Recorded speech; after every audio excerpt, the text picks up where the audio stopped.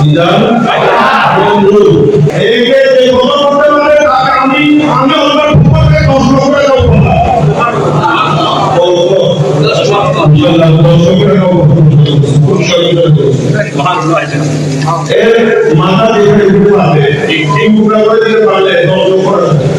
Hello everyone, কেমন আছেন সবাই? Welcome to another video. So guys, আজকে আপনাদের সাথে খুবই চাঞ্চল্যকর একটা বিষয় নিয়ে কথা বলবো, আর সেটা হচ্ছে যে মিজানুর রহমান আজহারীকে নিয়ে এবার একজন অনেক চাঞ্চল্যকর একটি কথা বললো, আর সেটা হচ্ছে যে মিজানুর রহমান আজহারীর মাথায় এনে দিতে পারলে বা তাকে 3 টুকরো করতে পারলে তাকে 10 লক্ষ টাকা পুরস্কার দেবে, এরকম একটি ঘোষণা ইতিমধ্যেই দিয়ে দেশে, মানে একজন ব্যক্তি এরকম ঘোষণা দিয়েছে যে মিজানুর রহমান আজহারীর মাথায় এনে দিতে পারলে বা তাকে 3 টুকরো করতে পারলে তাকে 10 লক্ষ টাকা পুরস্কার দেওয়া হবে।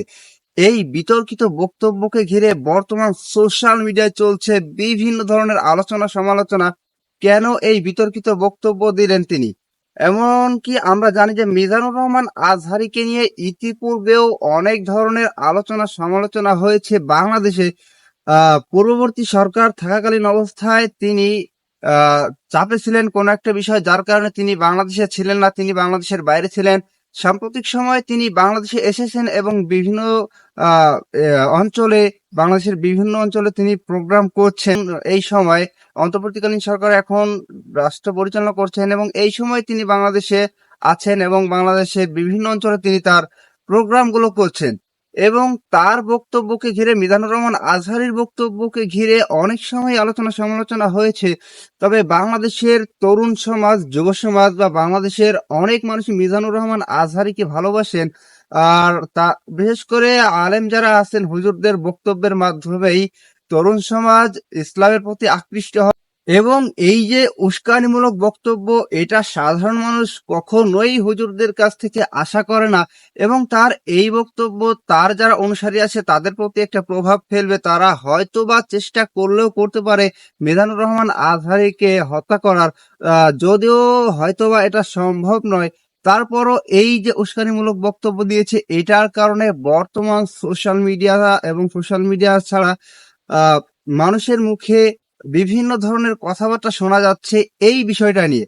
কেন তিনি এই ধরনের মানে উস্কানিমূলক বক্তব্য দিলেন? এবং তিনি বলেছেন যে মিজানুর রহমান আজহারী তিনি নাকি হুজুর পাক সাল্লাল্লাহু আলাইহি ওয়াসাল্লামের শানে বেয়াদবি করেছেন, আর মুসলিম উম্মাহ নাকি চুপ রয়েছে। এই বিষয়টাকে কেন্দ্র করে তিনি এই বক্তব্য দিয়েছেন হয়তো।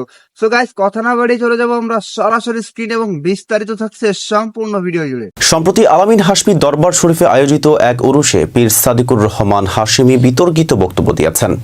তার দাবি অনুযায়ী যারা খ্যাতিমান ইসলামিক স্কলার মিজানুর রহমান আজহারীর মাথা এনে দিতে পারবে তাদের জন্য তিনি 10 লক্ষ টাকা পুরস্কারের ঘোষণা দিয়েছেন।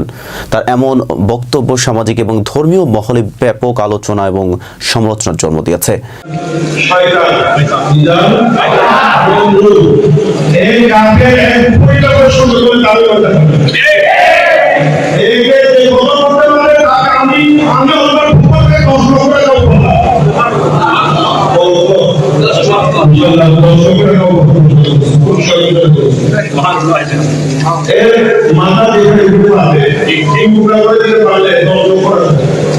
গত 7 জানুয়ারি মঙ্গলবার আয়োজিত উরুসে সাদিকুর রহমান হাশমি তার বক্তব্যে বলেন, আমরা কঠিন সময় পার করছি। রাসূলুল্লাহ সাল্লাল্লাহু আলাইহি সাল্লামের শানে একের পর এক বেয়াদবি করা হচ্ছে, কিন্তু মুসলিম উম্মাহ চুপ করে আছে। তিনি আরো বলেন, যারা রাসূলের শানে বেয়াদবি করবে তাদের এই দুনিয়ায় বেঁচে থাকার কোনো অধিকার নেই, তাদের কেবল হত্যা করাই একমাত্র সমাধান।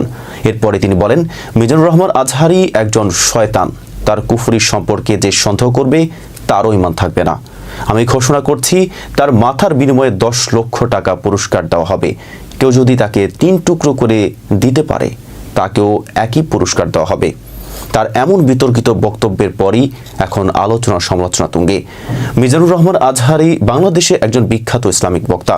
তার বক্তৃতা সাধারণ মানুষকে ইসলামের প্রতি আকৃষ্ট করেছে। বিশেষত তরুণ প্রজন্মের কাছে তিনি অত্যন্ত জনপ্রিয়।